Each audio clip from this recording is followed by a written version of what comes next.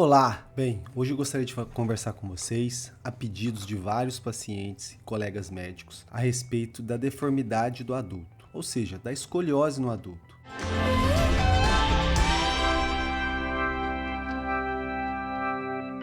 Por que falar disso? Porque a gente sabe muito e estuda bastante sobre a escoliose na infância, de crianças que nascem com problemas congênitos ou desenvolvem escoliose conforme vem o crescimento. Mas a do adulto a gente não discute muito. E do adulto tem dois tipos de escoliose. Aqueles pacientes em que já tinham escoliose na infância e conforme ele envelhece, essa escoliose piora e aí começa a comprimir os nervos, existe um desgaste das articulações da coluna e ele começa a sentir muita dor e compressão neurológica com radiculopatia, associado às listeses, que é o escorregamento das vértebras por cima da outra para a parte lateral, e piora das curvas escolióticas. Então, nesses casos, são desafios, porque são pacientes de mais idade, são pacientes que têm já uma bagagem, de saúde, hipertensão, ou diabetes, ou algum outro problema para ser resolvido associado a essa escoliose. Muitas vezes também eles podem apresentar ossos já um pouco mais fragilizados, com osteoporose,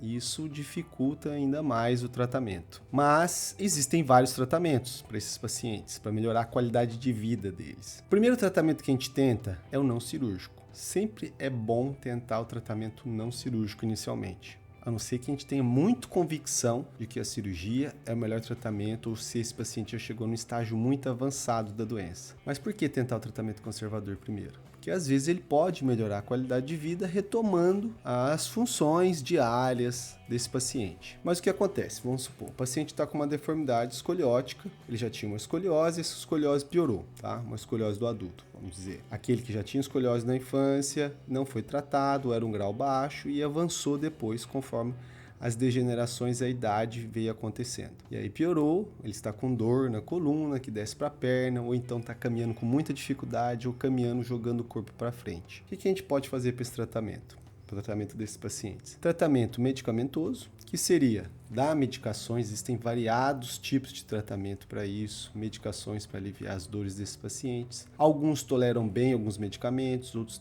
toleram menos, outros têm interações medicamentosas, outros desenvolvem alguns problemas de saúde também decorrentes do uso dessa medicação. Porque não existe tratamento livre de efeitos colaterais. Associado a isso, também pode ser utilizada a fisioterapia. A fisioterapia ajuda muito. E o que tem de evidência científica no tratamento desses problemas da coluna de deformidade a respeito de fisioterapia são evidências a respeito de exercícios específicos da coluna. Não é uma evidência muito forte ainda na literatura médica a respeito disso para o adulto, mas na criança está bem estabelecido, mas mostra-se bons resultados. Qual é a vantagem desse tratamento? É que eu não vejo efeitos deletérios, problemas, porque você vai estar fazendo uma fisioterapia ou um exercício específico para a escoliose com um profissional que entende desse problema, que vai saber te indicar os melhores exercícios, que vai te colocar numa zona segura para você estar fazendo isso, ou seja, eu não vejo efeitos deletérios. Mas quando esses tratamentos vêm a falhar, não funcionam bem, não melhoram a qualidade de vida do paciente, infelizmente, a única solução que nós pensamos é pensar numa cirurgia. Bem, mas antes de pensar na cirurgia, ainda existe uma outra possibilidade, que são as infiltrações na coluna, que é colocar a medicação diretamente onde estão os problemas. Por exemplo,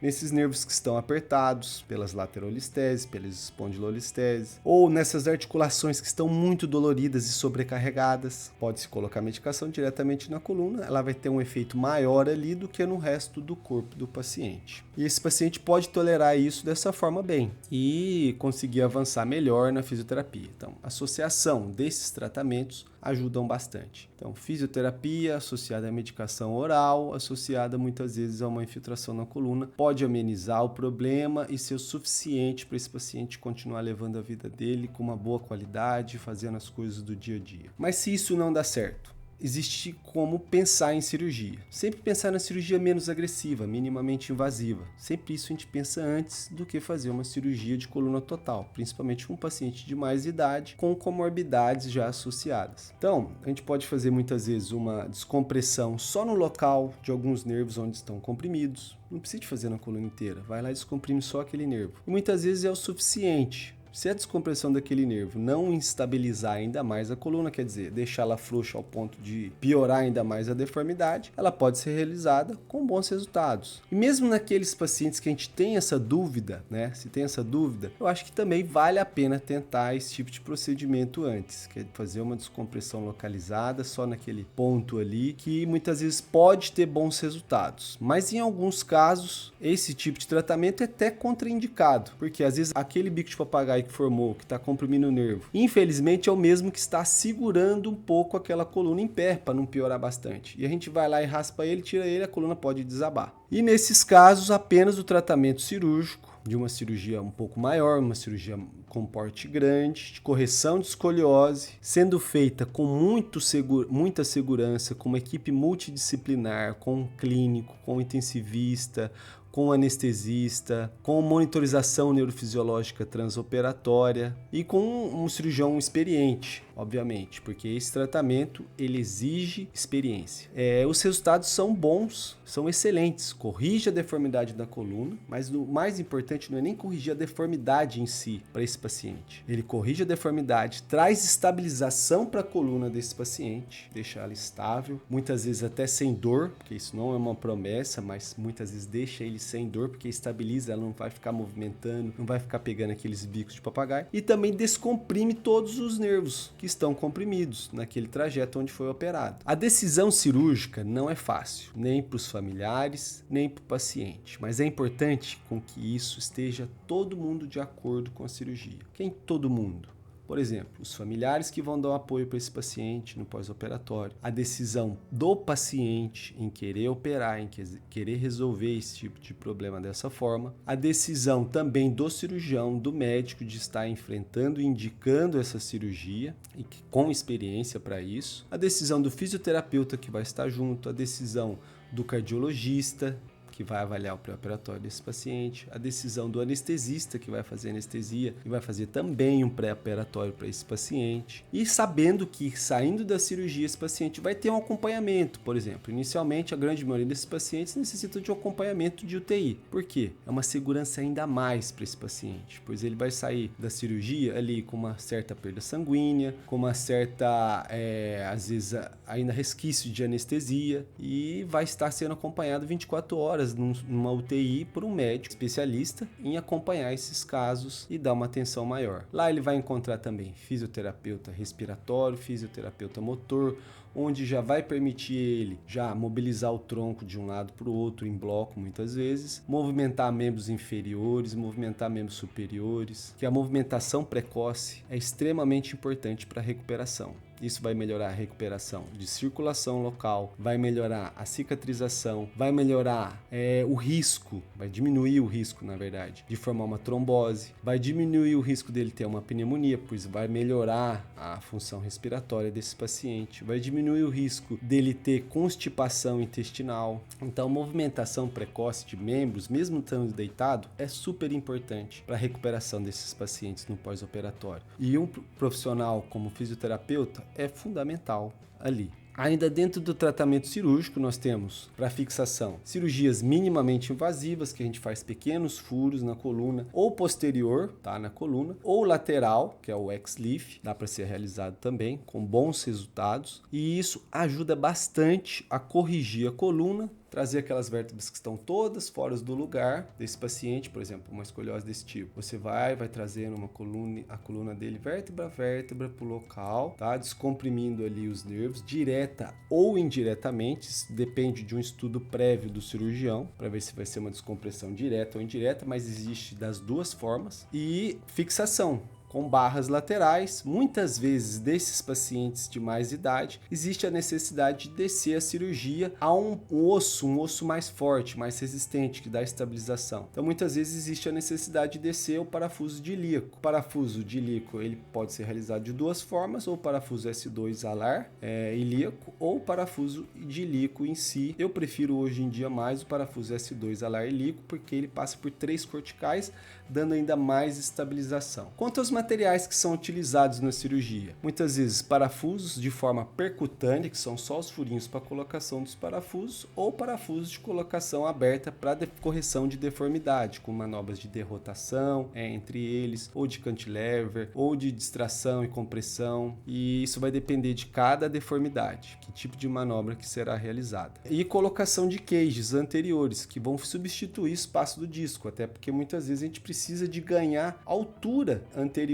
na coluna, e a parte anterior é representada pelo corpo vertebral e pelos discos intervertebrais. Então muitas vezes o aumento daquele espaço do disco onde foi diminuído, que essa é uma das causas da patologia em si, o espaço do disco foi diminuído, formou hérnia de disco, formou bico de papagaio, formou artrose, instabilizou aquela vértebra, entortou.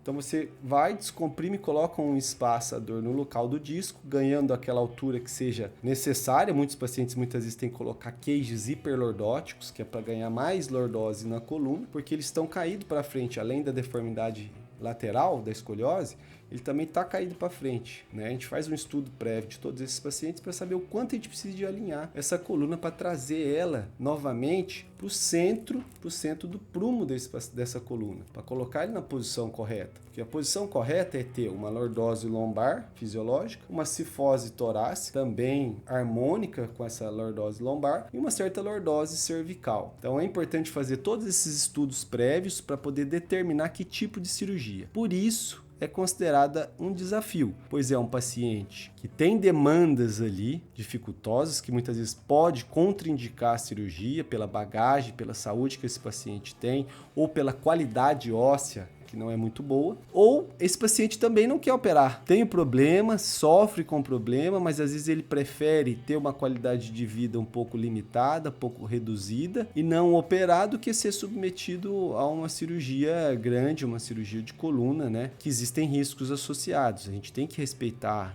a decisão da família e desse paciente, mas a gente tem que mostrar que existe melhora na qualidade de vida, melhora das dores, melhoras dos sintomas, muitas vezes respeitando essas regras que eu falei para vocês de tratamento. Tentar sempre o tratamento sem cirurgia inicialmente, falhando ele, pensar no tratamento cirúrgico. Dificilmente a gente vai direto para uma cirurgia, a não ser em casos bem específicos, a minoria dos casos que a gente fala assim, não, seu caso, a fisioterapia não vai resolver nada. A forma melhor de tratar isso seria a cirurgia. Bem, uma outra pergunta que eu tenho bastante a respeito desses tipos de patologias é se o uso do colete não pode ajudar. Existe uma discussão ainda, não se tem ainda um consenso médico a respeito do uso de coletes em pacientes de idade, embora o uso de coletes em pacientes com escoliose em fase de crescimento ósseo está estabelecido. É muito bem indicado diante de alguns critérios, logicamente. Mas no paciente idoso,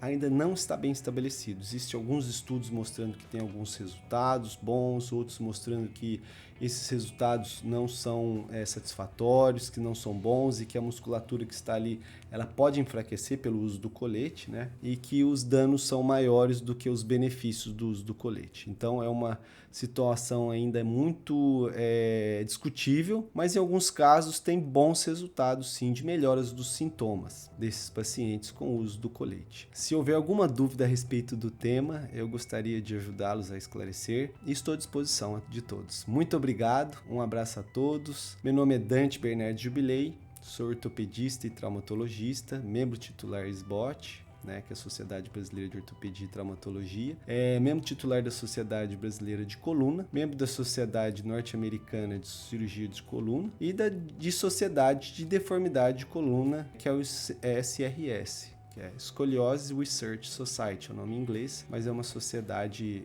que tem membros no mundo inteiro. Muito obrigado a todos e até mais. Tchau, tchau.